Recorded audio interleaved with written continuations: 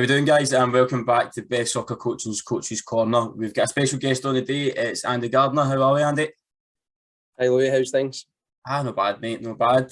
Today we're going to go through a bit about Andy's coaching career so far, what his aspirations are, how he's managed to get into coaching, some of his role models, and a wee bit of advice for coaches who might be watching this as well. So, Andy, see you start off. You want to give us a wee background of how you got into coaching and where you're at coaching now?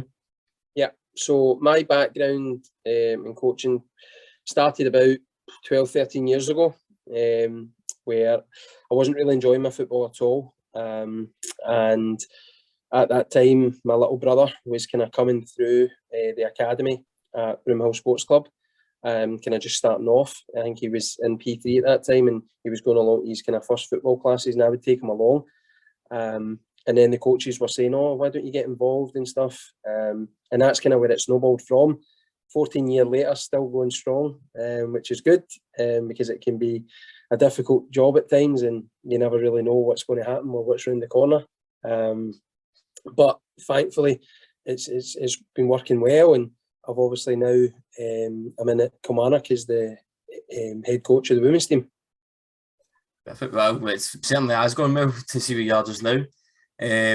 So, as you were saying, like coming off of a playing background and not really enjoying playing anymore, it's similar to some of the other coaches we've had on as well. It's interesting to see different coaches' backgrounds. Obviously, some coming from playing backgrounds, some coming from not playing at all, and some just falling out of love with playing the game, and they're going into a different aspect of it as well. Obviously, you've got your B license just now, and you're a candidate for the A license. Going in to do this as well, obviously, they have to do badges. If anyone that's just starting out with coaching, how did you get kicked off with the badges sort of thing? How did you get your way up to where you are just now? Yeah, so it started off, obviously, as I said, at Broomhill Sports Club, and had been going along and kind of just putting on kind of fun wee drills that I'd kind of learned in the past. And then Steve Prince had came to me and said, "How would you like to go on your first coaching badge?" And I was like, "Yeah, brilliant, go along to it."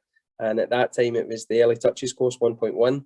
And obviously that kind of gives you your first step into coaching, and you can understand how to just deal with certain situations, etc. And then it kind of really just snowballed. Back then, before I went into coaching, I was supposed to go and do construction at college, and that's what my dad kind of wanted me to do.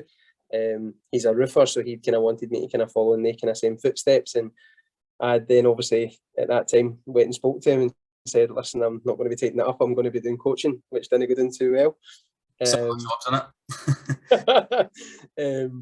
So that was quite funny at the time, and obviously after that, I'd kind of transferred from doing the construction course to then moving down to the Riverside College to do NC and sports coaching. So I left school at 16 and kind of went with that. I don't think I was anybody's favourite in the household at that point, when leaving school at such an early age, but it was a unique opportunity, and there was a lot of people that I knew who were going to do it. And I felt that's what I wanted to do, so I've kind of went for it, and kind of never really looked back. At that time as well, back then they had a real good link with the Scottish FA, and they were coming into the colleges and they were delivering the coaching badges. So we went through 1.1, 1.2, 1.3 coaching in the game, and then we were lucky enough as well that we moved into the youth side of things as well, and we started doing the youth badges as well, and the other side of it in the 1.1 all the way up to 1.3. So it was a great time, and it was something that I loved, being that age and kind of going through all your coaching badges. Your early ones were at that time, but yeah, it was really enjoyable. But it's now 14 years later, and thankfully I've been on my A license now for the last year and a half. COVID kind of killed it a little bit, so it's been really difficult to get it completed, but hoping to get it completed this year and hopefully gain that qualification, which will be a kind of massive step for me. Well, it's certainly a good thing for anybody watching. Certainly for myself, similar background, going to college, starting out with my badges, now at university, just getting children's on a C license. Certainly good to see someone who's progressed a similar pathway, who's now on their A license. It gives, I know certainly myself and anybody that I've went to college with, a sense of hope that you will get to that level, and it's not too far away. Like considering what you're saying, that was 14 years ago as well. Yeah, and then it's the same similar path that myself and I know plenty of other coaches are going down. So certainly it's a good aspirational point to show to anybody watching, or certainly for myself. Obviously, you were saying about Broomhill, and you went through numerous years at college and coaching. Is there anybody that stood out as like a coaching role model? It might be someone you know, or anybody within media, maybe say like Pep, or also know Pep's nowadays, but anybody like that, like a personality? Yeah, I think obviously I always had really good role models at Broomhill Sports Club, and that's why I'm so thankful to them. And that's the reason why I've went back now and helping out with you guys, with obviously Tam and yourself at the 19s, and just giving more of that advisory role, and obviously Gareth and Stephen in the first team. That was the reason why I've came back to help, is because when I was young, they were the club that kind of gave me my first steps and the opportunity. So that's why I love coming back now and helping you guys, because it's great to see all the players who I would have maybe coached 10 years ago, who were all young kids, who are now all playing in the first team, or whether it's in at the 19. So it's brilliant. But yeah, there's been a lot of coaches to name, but obviously when I kind of come into the end of playing at amateur and stuff, I had a really good manager called Jim Gordon. Speak to him every single day, and no matter where I've ever went in coaching, he's always on the phone, always giving me advice and just how to deal with certain situations. And he's somebody I really look up to, and somebody that will always be there for me to give advice. He's 70 years old now, and he's just a breath of fresh air. He's just sharp as a tack, and just whatever ever I need, he's always there. And there's so many, as I said, but people like Kenny Moyes was a massive one at Broomhill Sports Club for me. He kind of took me under his wing at a real young age, and kind of gave me the first steps into kind of, at that time, which was the under 16s, which was the oldest age group at Broomhill Sports Club. He gave me the opportunity to come along on a Sunday. I would have had my under 10s team on a Saturday, and then he offered me the opportunity to come to training with them and take wee warm-ups and passing drills, gain your confidence in how to deal with the kind of adults, or the kind of teenagers, and then go along on a Sunday. And I thought that was great. I thought it was a great insight, and obviously I looked up to Kenny, still do. And again, he's been another person that if I'm ever needing advice, I can just lift the phone to. But there's been so many over the years, Mark Carnegie, etc., who just kind of gave me that foot in. And then as you start to move on to like Queen's Park and Rangers, etc., obviously the names get bigger, and there's just been for me, the biggest thing what I would say is that try and jump onto their coattails. If learn from every coach, doesn't matter. I still do it at Kilmarnock. I'll go down to the youth coaches and watch their sessions, because you always pick up a drill. There will always be something that you'll pick up, and you can take that back and tweak it towards your sessions to make it a wee bit more complex as you go up the age groups. I know you'll have done that with plenty of my sessions you've seen at Broomhill. Absolutely. So obviously that a high point in career as well. Is there any like coaching aspirations you've still got? As a famous thing that I've always looked at with Ferguson is, he says that a coach is never perfect, is never perfected, and there's always something to learn. So is there any specifics you want to learn, or any avenues? Maybe, I know, video analysis, we've spoken about that before, or even down scouting routes and stuff like that.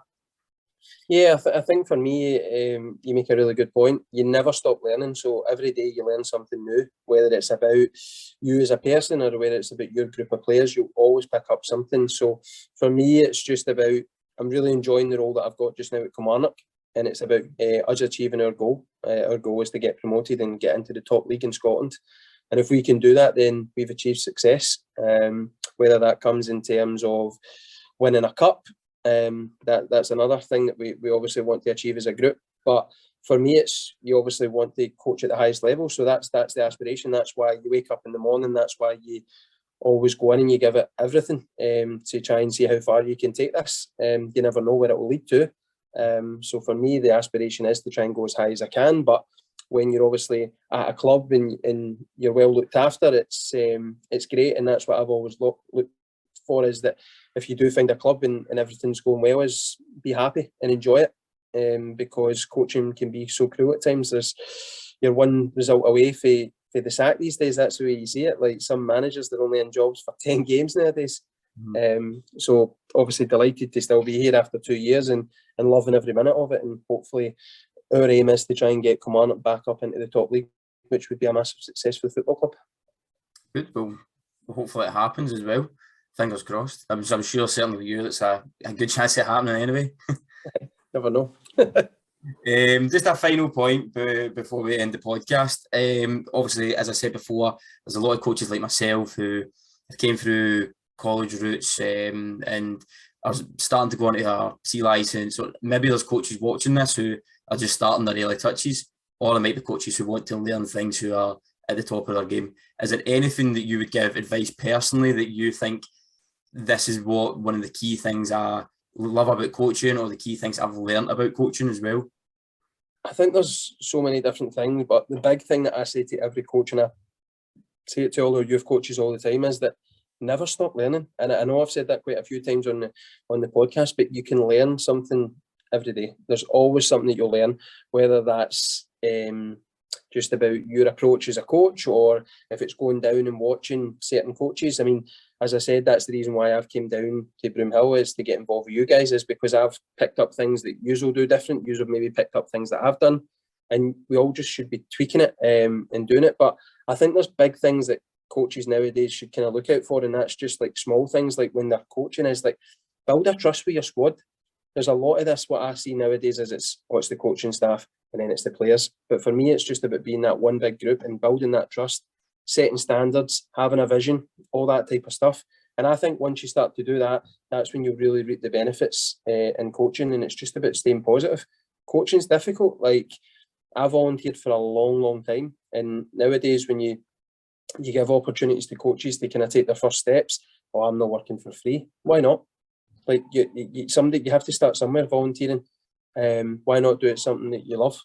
And that's the way I look at it. Is, and it took me a few years to you go along, you volunteer, and once you've shown your trust, then that's when the money will come. And then it's, if you're good enough, you earn more and more money as you go. But that would be the big thing that I would say, is don't be shy in volunteering, and just enjoy it. It's a great career, and anybody can do it. It's just about having the ability and just having that vision with what you want to achieve. And if you've got that vision and you want something, you'll get it in the long run. But it's certainly, see when you're talking about the volunteer part, I know certainly a lot of coaches that I've met who, again, as you said, I won't do this for free, I want to do that for free, but it's something that is going to be key to your future. Just think about what it's going to be on your CV, how are you going to stand out in that as well. But some great insight there. It's been an absolute pleasure having you on, mate. Thank you for coming on. No worries at all. It's been a pleasure. Thanks very much for having me. No bother at all. Make sure, guys, this is going to be up on YouTube. It will be posted on all the social media. So make sure when you see it, give it a like, give it a share, so everybody else can see it and can enjoy what Andy's gave us today. Cheers, guys. Bye.